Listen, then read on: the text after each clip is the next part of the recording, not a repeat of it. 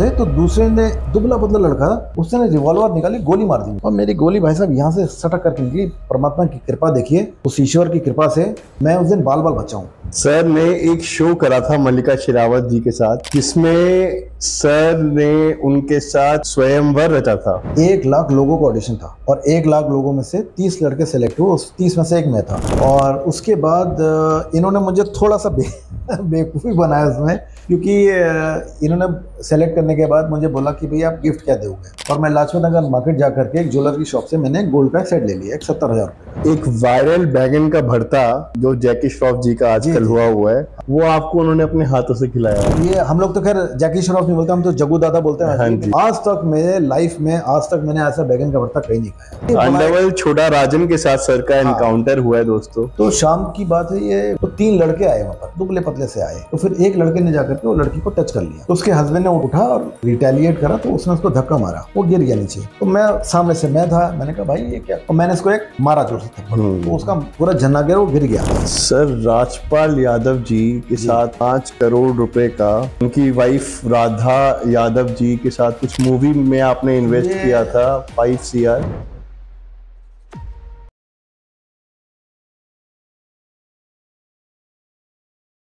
Hello दोस्तों, मैं हूं आपका होस्ट नहीं दोस्त अंकित कोहली और आप देख रहे हैं अनसेंसर्ड अंकित कोहली। दोस्तों, आज मैं एक ऐसी कहानी के बारे में बात करने वाला हूं जो हम लोगों की जिंदगी में कहीं ना कहीं हर आदमी से, हर इंसान से जुड़ी हुई है। मैं बात करने वाला हूं पानी की।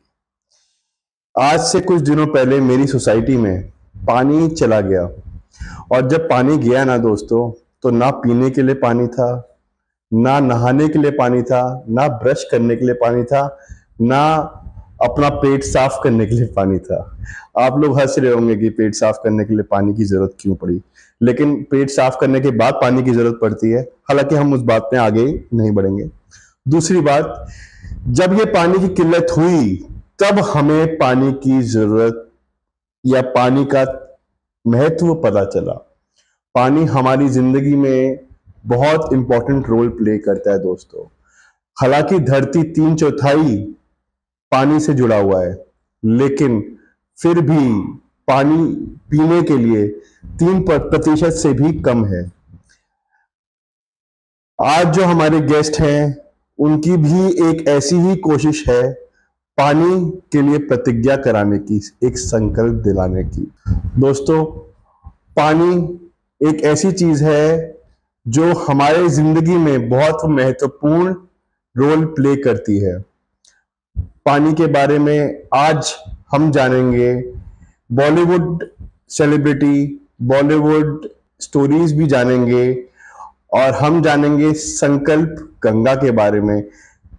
सो please welcome mister Sanjay Hari Kapoor ji. Hello sir, कैसे हैं? थैंक यू अंकित जी, बहुत बहुत धन्यवाद, आपने मुझे आज आमंत्रित करा। सर ये हमारी, आप खुद ही इतने बड़े सेलिब्रिटी हैं। जी। तो सर मैं ये जानना चाहूंगा कि आपका ये गंगा संकल्प यात्रा किस चीज के बारे में, थोड़ा इसका ब्रीफ एक्सप्लेनेशन हमारे ऑडियंस को करें।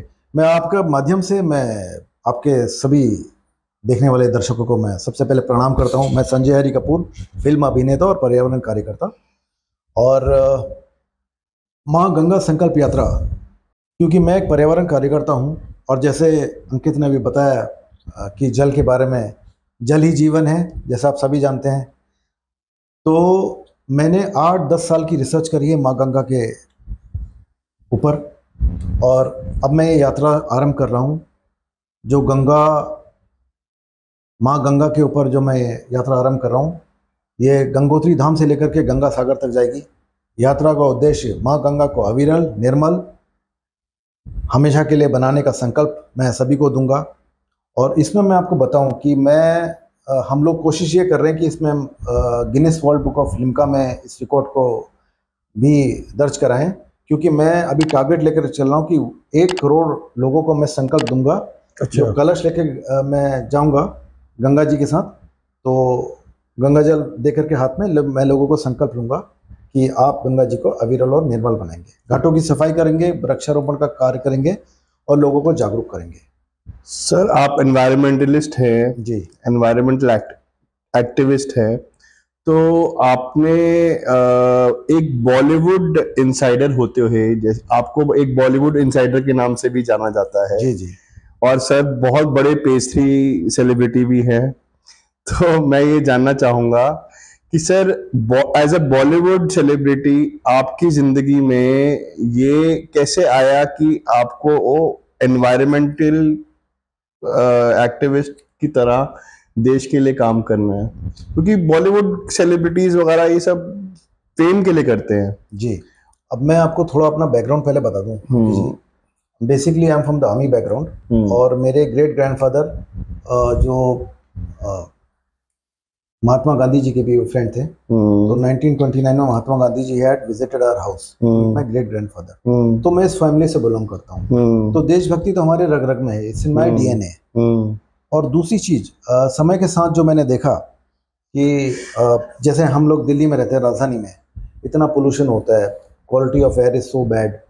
तो आदरणीय शीला दीक्षित जी थी जब चीफ मिनिस्टर दिल्ली की, तो मैं काफ़ी छोटा था, तो उनके साथ मैंने मिल करके 1000 पेड़ लगाए थे अपने खुद के पैसों से। 1000 trees in Delhi, I am the first man. अच्छा। हाँ, that time I was a boy, now I am a man. तो 1000 पेड़ मैंने दिल्ली में लगाए थे, and Sheila ji was very. कौन से ईयर की बात है सर ये? बात है 99 एंड 2000 की बात है। अच्छा, कॉमनवेल्थ गेम से पहले? जी जी जी, कॉमनवेल्थ तो होते 2000 आई थिंक 10 में, 8 या 10 में। हाँ, 8 या 10 में होते जी। तो ये उससे बहुत पहले की बात है। तो ये पहली बार जब वो सीएम बनी थी तब की बात है। और उसके बाद मैं पर्यावरण में काफ़ी एक्टिव रहा, और फिर ये 2013 में जब अपना श्री केदारनाथ धाम जी में जो एक इंसिडेंस हुआ था, आप सभी को पता है, बाढ़ आ गई थी, उसके ऊपर एक फिल्म 2013 में एक फिल्म भी बनी थी केदारनाथ। तो काफ़ी वो आपदा को देख करके मेरा मन विचलित हुआ उससे, और उसके बाद मैंने ये संकल्प लिया कि मैं प्रकृति के लिए कुछ करूं, क्योंकि प्रकृति हमें सब कुछ देती है, पानी देती है, जल, स्वच्छ हवा देती है, बट हम क्या देते हैं? जैसे माँ गंगा है, तो वो भारत की धरोहर है। तो माँ गंगा हम आरती करते हैं, अर्चना करते हैं, पूजा करते हैं। इवन जो हमारी लास्ट राइट्स होती हैं, हमारी अंतिम यात्रा, उसका भी हम विसर्जन माँ गंगा में करते हैं। तो इतना सब जो माँ गंगा हमें दे रही है, हम बदले में माँ गंगा को कब देंगे? It is high time. और मैं आपको माँ गंगा का पहले परिचय बता दूं कि माँ गंगा जो श्री बद्रीनाथ धाम से भगवान शिव, भगवान विष्णु जी की, एक कट कर दें इसको, हाँ वहाँ जहाँ से कट करना है वहाँ से। हाँ, मैं माँ गंगा का मैं आपके दर्शकों को मैं थोड़ा सा एक परिचय दे दूं। माँ गंगा जो श्री बद्रीनाथ धाम से भगवान विष्णु जी के चरणों से नील द्रव्य रूप में मातेश्वरी अलकनंदा के रूप में आ रही है। दूसरा धाम श्री केदारनाथ धाम, माँ गंगा भगवान शिव की जटाओं से मंदाकिनी जी के नाम से आ रही है। तीसरा धाम गंगोत्री धाम, माँ गंगा भागीरथी जी के नाम से आ रही है। और आगे चल के देवप्रयाग में माँ गंगा पहाड़ों से निकल करके आगे बढ़ती हैं और गंगा सागर तक जाती है। इस यात्रा में माँ गंगा 2525 किलोमीटर की यात्रा करके क्या आप पैदल करेंगे, आप ये गाड़ी से करेंगे, कैसे करेंगे? ये मैं माँ गंगा की बता रहा हूँ, जो यात्रा माँ गंगा की है। तो 2525 किलोमीटर की टोटल यात्रा है, जो 5 राज्यों से जाती है। उद्गम जो उनका स्थान है देवभूमि उत्तराखंड, उत्तर प्रदेश, बिहार, झारखंड और पश्चिम बंगाल, ये 5 राज्यों से होते हुए जाती है। और आप ये देखिए कि मैंने अभिनय के क्षेत्र में तो काफ़ी कुछ मैंने काम करा, लेकिन मैंने कभी कोई गाना नहीं लिखा। लेकिन जब मैं लिखने बैठा, ये पता नहीं गॉड गिफ्टेड चीज़ है अंकित जी, कि मैंने माँ गंगा के ऊपर एक लिरिक्स लिखी और वो अपना आप में लिखते चला गया। उसको मैंने फिर उसको एक म्यूज़िक कंपोज़र है बॉलीवुड के, बहुत बड़े मेरे फ्रेंड, उन्होंने कंपोज करा। तो हम एक माँ गंगा के लिए हम एक वीडियो एल्बम भी बहुत जल्दी इसको बना रहे हैं। अब आपने बॉलीवुड कंपोजर का नाम लिया, तो बॉलीवुड हम सबसे छुप नहीं सकता जी। तो सर आपका एनकाउंटर अक्षय कुमार जी के साथ कैसे हुआ? जी, ये बड़ा एक मजेदार किस्सा है, मैं दर्शकों को ये शेयर करना चाहूँगा। बिल्कुल सर। क्योंकि मैं दिल्ली का निवासी हूँ और दिल्ली में मैं रहता हूँ डिफेंस कॉलोनी में, साउथ दिल्ली में। और डिफेंस कॉलोनी के बगल में बड़ी फेमस मार्केट है लाजपत नगर, जो मेरे ख्याल से कोई भी ऐसा नहीं जो इंडिया में सेंट्रल मार्केट बोलते हैं, बट एक्चुअली जो नाम है मार्केट का दैट इज पुष्पा मार्केट। अच्छा, वो आम जनता को मालूम नहीं हुआ, बट लाजपत नगर। लेकिन अक्षय कुमार जी तो चांदनी चौक में अक्षय कुमार का घर है। दोस्तों ये इनसाइड स्टोरीज है जो कहीं नहीं है, आप पहली बार हमारे चैनल पहली बार सुन रहे हैं, तो प्लीज हमारे चैनल को सब्सक्राइब करें, कमेंट करें, लाइक करें अगर आपको ये सारी बातें पसंद आती हैं जी प्लीज सर। तो लाजपत नगर, जैसे मैं डिफेंस कॉलोनी में रहता हूँ तो बगल में लाजपत नगर है। तो ये बचपन की बात है जब मैं करीबन 10 साल का था, और मार्केट भी इतनी ज़्यादा कंजेस्टेड नहीं थी, और लोग एक दूसरे को जानते थे बहुत ज़्यादा उस समय। तो the connection was very close, तब मोबाइल इंटरनेट का ज़माना नहीं था। तो मेरे घर में एक शादी थी एक आंटी की, तो इनके मामा की शॉप है जो ये चूड़ियाँ बेचते हैं और ये आर्टिफिशियल ज्वेलरी। तो हम लोग वहाँ गए, 3-4 और दुकानों में गए, तो मैं काफ़ी छोटा था। तो तब फिर इन्होंने मुझे बुला लिया। तो ये काफ़ी लंबे चौड़े थे, तब भी हैंडसम लगते थे। अच्छा, इन लोगों के बाल का जो स्टाइल था मिथुन चक्रवर्ती वाला था, तो थोड़े से अलग लग रहे थे, मतलब आम उससे। तो वो अट्रैक्ट हुए, तो उन्होंने बुलाया फिर हमको। फिर एक उन्होंने गोल्ड स्पॉट पिलाई मेरी आंटी को, मुझे एक थम्स अप पिलाई। Gold spot? हाँ, वो तब गोल्ड स्पॉट आती थी एक कांच की बोतल में, 5 रुपए वाली। हाँ। तो वो उन्होंने फिर हमें जाने नहीं दिया और अच्छा खासा डिस्काउंट दिया। और दूसरे दिन फिर मुझे वो अलंकार सिनेमा में मिले। तो अब वो अलंकार सिनेमा टूर, मतलब शुरुआत से ही वो बिजनेसमैन थे। हाँ, तो वहां पर वो चूड़ियां बेचते थे। आज भी वो दुकान उनकी वहां है। अगर आप वो जो चूड़ियां वाली लाइन लाजपत नगर आप जाएंगे, और अक्षय कुमार के 4 मामा हैं, अगर उसमें से एक भी मामा वहां खड़ा है और आप उनको देखोगे, आपको पूछने की जरूरत नहीं, आप कह दोगे ये अक्षय कुमार के मामा है। हूबहू शक्ल मिलती है उनकी, हूबहू same face, same nose, same. आज भी वहीं पे लाजपत नगर में आज भी वो मार्केट है। अभी 2024 में आप जाएंगे, आप किसी से पूछेंगे अक्षय कुमार के मामा की दुकान, कोई भी आपको बता देगा। छोटी सी दुकान है, बट उसके बाद फिर अक्षय कुमार वहाँ चूड़ियाँ बेचता था। उसके बाद ये चले गए कलकत्ता, एक 5 स्टार होटल में वेटर बने। फिर वहाँ से फिर ये चले गए थे बांग्लादेश में ढाका, वहाँ वेटर बने। फिर वो दिल्ली आए, फिर ये जो आर्टिफिशियल ज्वेलरी लेकर के बॉलीवुड में सप्लाई करते थे। अच्छा, ज्वेलरी शूटिंग में। उसके बाद इनका इंटरेस्ट फिल्मों में जागा। फिर ये कराटे सिखाने लग गए। फिर इनकी एक मूवी आई थी कुमार गौरव साहब की, गूंज। उसमें आई थिंक एक 5 सेकंड का इनका रोल है, चेहरा भी मेरे ख्याल से दिखा नहीं इसमें, एक शॉट है इनका सिर्फ। गूंज अगर आप गूगल करेंगे तो आप देखिए, कुमार गौरव साहब की मूवी है गूंज विद जूही चावला, उसमें 1 सेकंड का इनका शॉट है अक्षय कुमार का।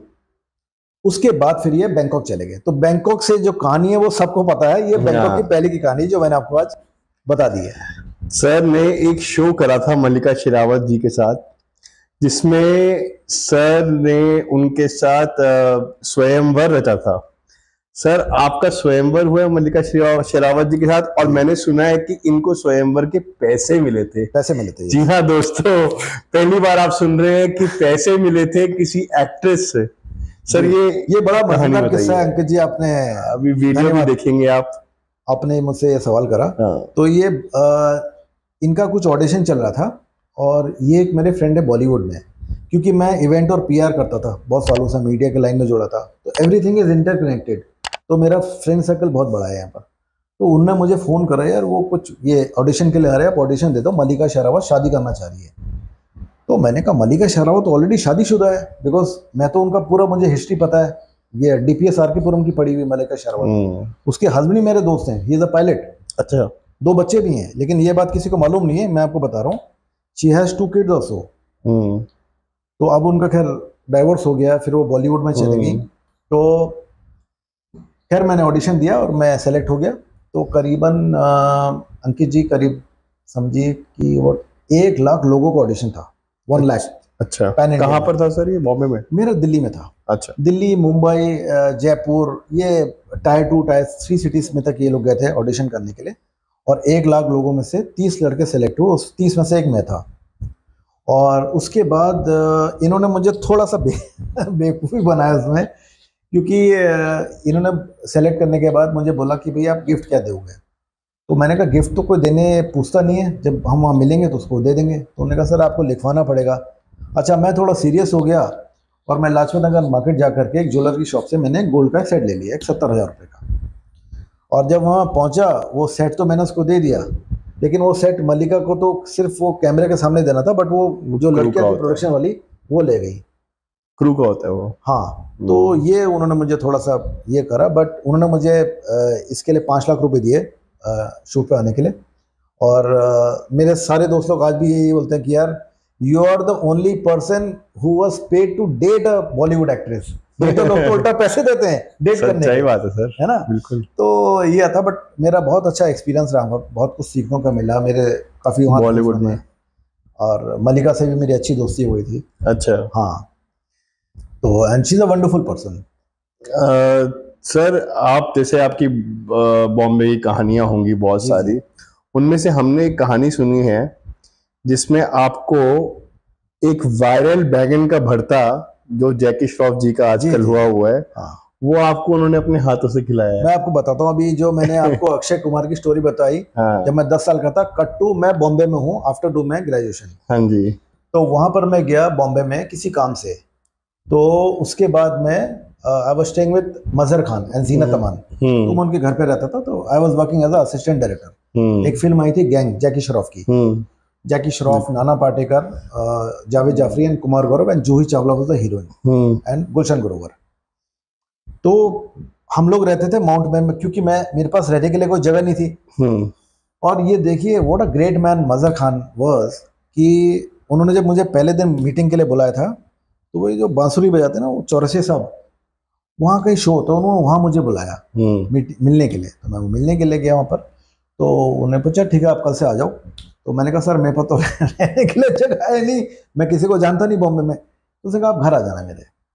तो literally I stayed in his house in with Zeenat and Mazhar. तो ये बॉलीवुड के जितने कलाकार जो अभी बहुत बड़े नाम हो गए हैं, ये सब मेरे आमने सामने ऐसे घूमते रहते थे। तो जैकी, हम लोग रहते थे नीलम अपार्टमेंट्स माउंट मेरी में, और बगल में जो दूसरा अपार्टमेंट था ले पापियन, जहाँ पर ये टाइगर श्रॉफ की परवरिश वहाँ पैदा वहीं हुआ हो। तो टाइगर श्रॉफ को मैंने इतना छोटा देखा था। छोटा कब हाँ। तो ये हम लोग तो खैर जैकी श्रॉफ नहीं बोलते, हम तो जग्गू दादा बोलते हैं, हाँ जी। बिकॉज वो हमारा कनेक्शन वैसा है। वो भी बहुत एनवायरनमेंट से हाँ, जुड़े बहुत, हुए आती हैं। अभी तो ज्यादा हो गए, लेकिन उस समय उनकी बहुत लंबी लंबी गाड़ियां होती थी और हैट वगैरह लगा करके। And he is a giver sir, मैंने He is a giver. हमेशा उनके तो बारे में मैं अच्छा ही सुना आपको बताऊं कि वो हर दूसरे दिन हमारे पास आ जाते थे बैठने के लिए कभी। है। तो एक दिन ने बोला भैया तुम घर आ जाओ सब, क्योंकि मैं वहां रहता था तो मोस्टली मेरा ज्यादा इंटरेक्शन होता था। बाकी लड़के बॉम्बे के थे तो वो शाम को निकल जाते थे अपने घर, मैं तो 24/7 वहाँ था। तो मैं उनके ले पैपियन वाले घर में गया, 13वें माले पर था, 13-14 2 माले थे उनके। तो वहाँ पर उन्होंने बैगन का भरता खिलाया, और वाटर आज तक मेरे लाइफ में आज तक मैंने ऐसा बैगन का भरता कहीं नहीं खाया। तो वो जिस तरीके से ऑनलाइन रेसिपीज अपनी बताते हैं, बहुत स्वाद सबके मुंह में आया था, लेकिन आपने वो स्वाद चखा है। मतलब आई वाज लकी कि मैंने वो स्वाद चखा, और आज तक मैं बता रहा हूँ कि मैंने ऐसा बैगन का भरता जैसे जग्गूदा ने खिलाया, क्योंकि हम तो प्यार से जग्गूदा ही बोलते हैं उनको आज भी। सर राजपाल यादव जी के साथ एक आपका कुछ 5 करोड़ रुपए का, जी उनकी वाइफ राधा यादव जी के साथ कुछ मूवी में आपने इन्वेस्ट किया था 5 CR। हाँ, ये मेरे फ्रेंड थे, 5 करोड़ की ये इन्वेस्टमेंट थी इनकी। गोदावरी एंटरटेनमेंट की कंपनी है। तो एक बहुत मतलब नॉट अ प्लेजेंट एक्सपीरियंस, मतलब बहुत दिल को दुख भी हुआ कि इतने बड़े कलाकार हैं और मतलब इस तरह से ये चीज़ें हुई, और 5 करोड़ का लोन था पूरा, तो फिर वो वापस नहीं हुआ। फिर लीगल बैटल हुई, फिर हमने उनको जेल भेजा, तिहाड़ जेल। अच्छा, राजपाल यादव जी को मैंने उनको तिहाड़ जेल भेजा था दिल्ली में। तो यहाँ पे जो मेट्रोपोलिटन मैजिस्ट्रेट थे अमित अरोड़ा, साकेत कोर्ट के, तो उन्होंने उनको सजा सुनाई थी। बॉलीवुड में ऐसे बहुत सारे इंसिडेंट्स होते हैं, तो लेकिन शायद राजपाल यादव जी थे तो वो इंसिडेंट ज्यादा लाइमलाइट में आ गया था। और ये हो सकता है क्योंकि मैं फाइनेंसर भी हूँ, मैं फिल्मों में पैसे लगाता हूँ, और मैं I am into foreign funding also. अच्छा जी सर, बताइए कुछ अपने उस प्रोफेशन के बारे में। फंडिंग का, क्योंकि जब मैं बॉलीवुड में, मैंने आपको बताया एज असिस्टेंट मैंने काम करा, उसके बाद फिर मैं वहाँ से 2-3 साल रुका था बॉम्बे में, फिर मैं दिल्ली आ गया। Then I went to Dubai in 1999। तो दुबई मैंने वहाँ कुछ साल रहने के बाद फिर मैं वापस दुबई से आया। Then I went to Singapore. तो फिर वहाँ से मैं फाइनेंस की वर्ल्ड में आ गया। अच्छा जी। तो अभी हम लोग जैसे एनपीए प्रोजेक्ट्स करते हैं, और फिल्मों में थोड़ा सा मैंने अभी कान पकड़ लिया। मैं बहुत कम, मुझे बहुत स्टार्टअप फंडिंग भी करते हैं, सीड फंडिंग भी करते हैं। सीड फंडिंग करते हैं, लेकिन मैं कोशिश करता हूँ, क्योंकि उसमें क्या होता है ना, स्टार्टअप हो सीड हो, आपके लिए बैंक हैं, एनबीएफसी, काफ़ी लोग हैं। लेकिन जैसे कोई अगर कोई बैंकरप्ट हो गया, कोई फंस गया। जैसे मैं दर्शकों को जानकारी के लिए एक एग्जांपल से समझाता हूँ। जैसे आपने एक फैक्ट्री खोली 100 करोड़ की, अब बैंक को अपने पैसे वापस नहीं करी, फैक्ट्री आपकी कंप्लीट नहीं है, तो दूसरा बैंक आपको कोई लोन नहीं देगा, ना कोई एनबीएफसी देगा, तो अब आप फंस गए। अब आप प्रॉपर्टी को बेच नहीं सकते क्योंकि प्रॉपर्टी इज कोलेटरल बैंक के पास है, बैंक ही बेचेगी उसको। अब आप क्या करें, आपने काम करना है जेन्यून, तो हम लोग सारा पहले ड्यू डिलीजेंस करते हैं। अगर हमें जेन्यून केस लगता है तो मैं उसको बाहर से फंडिंग करवाता हूँ। सर उसमें क्या होता है, मतलब जब बैंक ने किसी को पैसा देना बंद कर दिया, मतलब वो बंदा पैसे देने के काबिल ही नहीं है, राइट जी। तो आप अगर किसी को फंड कर रहे हैं तो फिर हो सकता है ना सर वो बंदा आपके भी पैसे ना दे। नहीं, मैं आपको समझाता हूँ क्या होता है। जैसे मैं आपको एग्जांपल समझाता हूँ। किसी ने एक फैक्ट्री खोली 100 करोड़, 100 करोड़ बैंक से लिए इंडिया में। अभी फैक्ट्री 90% कंप्लीट हो गई, पैसे हो गए खत्म, तो आपका प्रोडक्शन नहीं बनेगा क्योंकि आपकी काम कंप्लीट है, 10% रह गया। हम लोग पहले पूरा उसका ड्यू डिलीजेंस करते हैं, उसका बैकग्राउंड चेक करते हैं, प्रोजेक्ट डीपीआर रिपोर्ट पढ़ते हैं पूरी, और उसके बाद जब हमें लगता है कि हाँ ये केस जेन्यून है, अगर हम इसको थोड़ा सा फंडिंग कर दें तो ये इस फैक्ट्री को चला पाएगा और ये आगे जा करके बेनिफिट कर लेगा, तो उस केस में हम क्या करते हैं, हम उसमें इसकी हम लोग इक्विटी खरीद लेते हैं। अच्छा, कंपनी की इक्विटी खरीदी तो कंपनी के आपने शेयर्स खरीद ले लिए और 10 और वो 10 से 15 साल की लॉकिंग कर प्रॉपर्टी भी है उसमें भी आप एक तरीके वो तो बैंक से हम ले लेते हैं ना, बैंक को पैसे दे दिए उसके। अच्छा, जैसे उसने जो बैंक को देना है कर्जा, बैंक को हम वो लेकर प्रॉपर्टी आपने ले ली, कोलेटरल हम ले लेते हैं ना सारा, जो भी कोलेटरल होती है बैंक के पास जो आपने रखी है वो मैंने ले ली, और आपसे मैंने 10 से 15 साल का लॉकिंग कर लिया। क्योंकि होता क्या है, जब हम कोई भी हम टिकट साइज लेते हैं 50 करोड़ से ऊपर का, तो आप ये समझिए कि 1-2 साल में कहीं बिजनेस नहीं चलता है। बिजनेस को स्टैब्लिश करने में 1 से 2 साल लगेंगे उसको, फिर उसको रन करने में 1 साल और लगता है, उसके बाद जाकर के वो प्रॉफिट आता है। तो इसीलिए हम 10 साल का लेते हैं, ये 15 साल का लॉकिंग पीरियड, ताकि जो पैसा लगा रहा है उसको बेनिफिट हो उस चीज का। तो I play the part of a bridge between the client and the अच्छा person who is taking the loan. I get it. एक तरीके से डीएसए की तरह आप काम करते हैं। हाँ, कंसल्टेंट आप बोलते हैं। हाँ, एज ए कंसल्टेंट ही वो। नाइस। और किसी को जैसे मैं वैसे हम लोग जैसे इंटरेस्ट पे ही पैसा दे देते हैं। फिल्मों में मैं थोड़ा सा अवॉइड करता हूँ, मेरे को रोज हर तीसरे दिन कॉल आता ये फिल्म में लगाओ, तो मैं जैसे बताया आपको एक्सपीरियंस गलत हुआ 5 करोड़ का, तो मैं थोड़ा अवॉइड करता हूँ। अब अवॉइड करते हैं, इसलिए अवॉइड करता हूँ क्योंकि मुझे अभी क्या है, at this point of time money is not very important. Film is not a asset, हाँ, बट एक अगर टेंजिबल प्रॉपर्टी है कोई, तो वो एक एसेट है जिसको आप बेच के पैसा रिकवर कर सकते हैं, राइट। तो फिर वो एक्सपीरियंस थोड़ा सा पहले भी ठीक नहीं हुआ, तो वो कहते हैं ना दूध का जला हुआ छाछ भी फूक फूक। सर दूध का जला हुआ से याद आया, आपने अपने हाथ जलाए अंडरवर्ल्ड के साथ भी। ये अंडरवर्ल्ड छोटा राजन के साथ सर का एनकाउंटर हुआ है दोस्तों जी, जो काफी ही एक अपने आप में बहुत बड़ी कहानी है। मैं ये बताता हूँ आपको किस्सा अपना, क्योंकि मैं लाइफ में काफी आगे निकल गया था। क्योंकि मैंने लाइफ में, अंकित जी, बहुत लोग तो मेहनत करते हैं लेकिन मैंने तपस्या करी है। और मैं आपको दर्शकों को बता दूं आपके माध्यम से कि इन दिल्ली एक टाइम ऐसा माता रानी की कृपा से मैं एक दिन में 3 लाख रुपए कमाता था, वन डे। अच्छा, एक दिन में इवेंट्स पीआर बहुत सारे मैं काम करता था अभी। और उसके बाद जब मैंने काफ़ी पैसा इकट्ठा कर लिया, तो फिर मेरे बहुत सारे दोस्त सिंगापुर में हैं बेस्ड, तो मैं पहले गया था, तो मुझे अच्छी लगी जगह भी, तो देर साइड यार आप यहाँ आ जाओ, क्या आप दिल्ली में कर रहे हो, कुछ नहीं है। तो मैं सिंगापुर माइंड अपना सेट करके सिंगापुर के लिए मैं पूरा टोटली में शिफ्ट हो गया था। तो मैं 2 करोड़ रुपए लेकर के यहाँ से गया था उस समय, 2005 की बात मैं आपको बता रहा हूँ। तो अगर आप इसको आज इन्फ्लेशन से अगर आप देखेंगे मनी को, अराउंड 20 करोड़ के आसपास हो गया, 25 से 30 करोड़ आप ले लीजिए। अगर मैं आज की इन्फ्लेशन की उससे आप इसको कैलकुलेट करें आज की उससे, तो वो पैसा लेकर के मैं चले गया। तो मुझे वहाँ पर एक रेस्टोरेंट खरीदना था, तो वो सारी मेरी डील भी हो गई। 2-3 महीने रुका भी वहाँ पर, मैं सब कुछ देखा। हमने रेस्टोरेंट फाइनल करा था एक बहुत प्यारी जगह पर, बोट की, सिंगापुर में।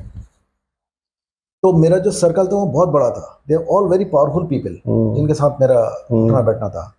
तो उन्होंने मेरी वो डील कराई और मैंने 10 लाख रुपए रेस्टोरेंट वाले को दे दिया। इंडियन रेस्टोरेंट था और वो झील के किनारे रेस्टोरेंट था, और जैसे लाइन से वहाँ रेस्टोरेंट बने हुए हैं बोट के किनारे।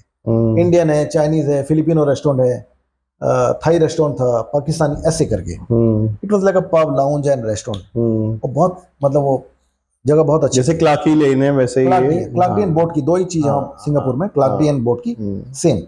तो दिस वाज अबाउट बोट की। अब क्या हुआ कि मैं वहाँ हर तीसरे चौथे दिन वहाँ चले जाता था डिनर करने, और मैंने उसको 10 लाख रुपए दिया, और वो कॉन्ट्रैक्ट बनना था लीगल हमारा। वो 3-4 दिन में कॉन्ट्रैक्ट हमारा बन करके रेडी हुआ था।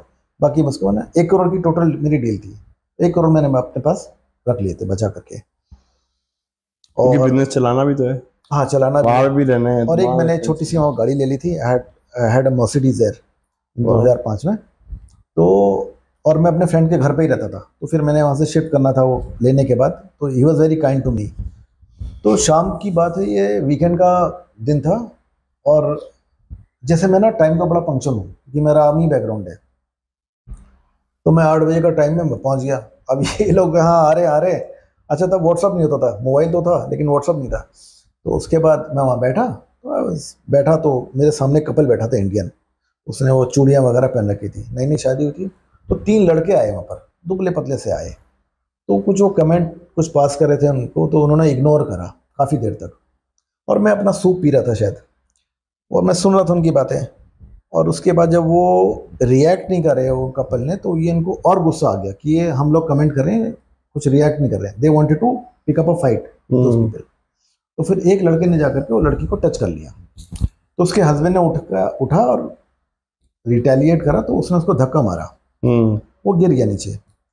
तो मैं सामने से मैं था, मैंने कहा भाई ये क्या, तो उसने मुझे धक्का मार दिया।